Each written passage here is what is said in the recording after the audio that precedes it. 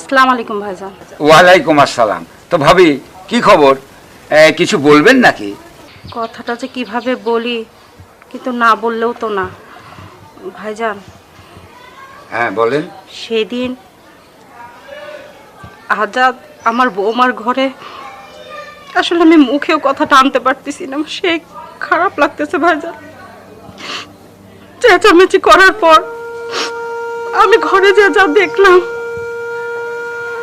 আসলে ভাইজান আমি জানি আপনি ছাড়া আমাদের কেউ নাই। আপনি তো এই গ্রামের মাথা, আপনি পারেন সবকিছুর সমাধান করতে।